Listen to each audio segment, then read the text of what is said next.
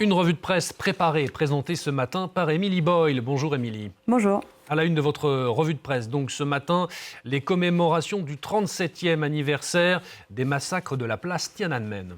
Oui, alors à l'occasion de cet anniversaire, Le Monde nous propose aujourd'hui une double page ici sur les dissidents chinois d'aujourd'hui. Ce reportage explique que les années Covid ont politisé une jeune génération de Chinois, mais que depuis les autorités auraient repris la main. Et donc, ces nouveaux dissidents se tournent vers de nouvelles stratégies, notamment la résistance passive. Le journal raconte comment les étudiants protestent souvent tout seuls et de façon assez discrète en tenant par exemple une feuille de papier A4 blanche, je cite, dont la blancheur représenterait tout ce qu'ils n'auraient pas le droit de dire.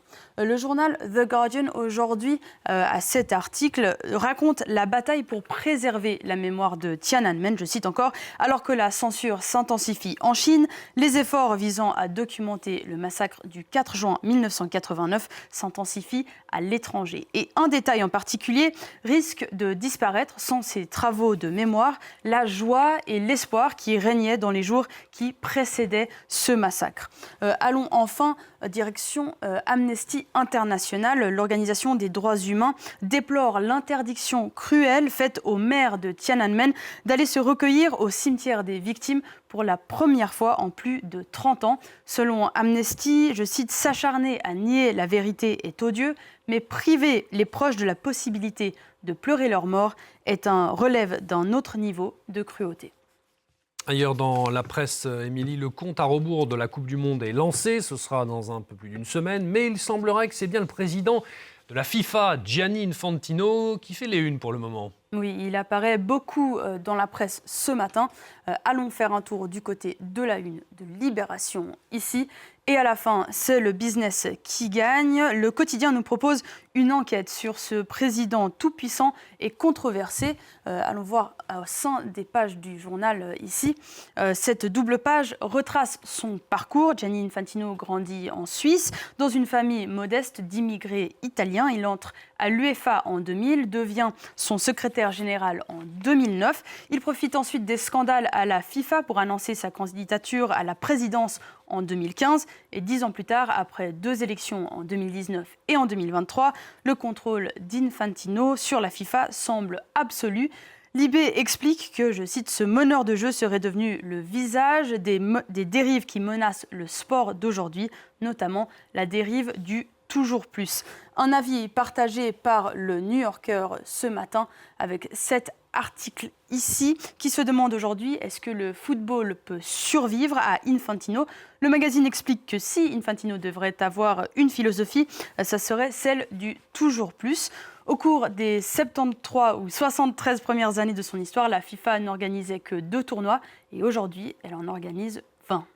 On a vu la Suisse que vous êtes avec ce 73, Émilie. Mais ce n'est pas seulement le nombre de compétitions qui aurait augmenté. Non, effectivement, depuis l'arrivée d'Infantino, les profits de la FIFA ont doublé. L'organisation aurait donc presque 3 milliards de dollars à sa disposition pour distribuer aux associations de football national au sein de son projet de développement FIFA Forward.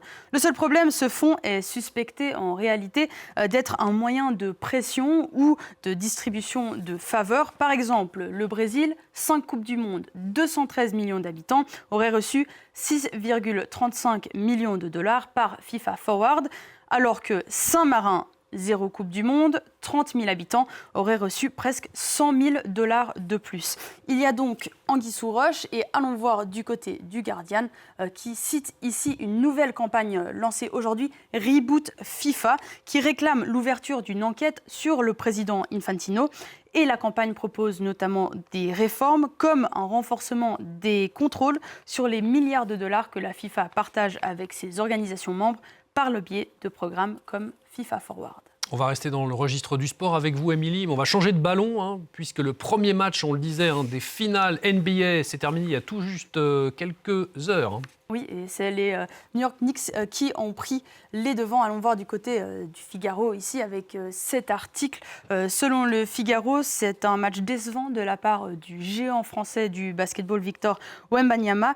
Et pourtant, la star des Spurs rayonne dans la presse. Le Monde, ici, explique qu'il serait devenu le visage de la NBA en 2026. Et l'alien français reçoit les éloges de toutes parts. Je cite, ambitieux, réfléchi et parfois un peu geek. Le numéro 1 des Spurs étant son influence au-delà du sport, au point que la bibliothèque de San Antonio a lancé une campagne Lee comme Wemby. Alors même si les Spurs ont perdu ce premier match de la série, j'ai une bonne nouvelle à vous apporter, puisque ici le poulpe du basket Air Corgi a prédit, grâce à ce système ingénieux que vous pouvez voir ici, que à la fin de la série, qui irait jusqu'au 7e match, ce seraient les Spurs qui remporteraient leur premier titre de la NBA depuis 2014. Et très mignon ce petit chien, ce Air Corgi, qui avait d'ailleurs, je tiens à le rappeler, qui avait pronostiqué avec exactitude la finale de la Ligue des Champions. Oui, très fort le Corgi. Effectivement, il a du nez, on pourrait dire. Merci beaucoup, Émilie, pour votre revue de presse.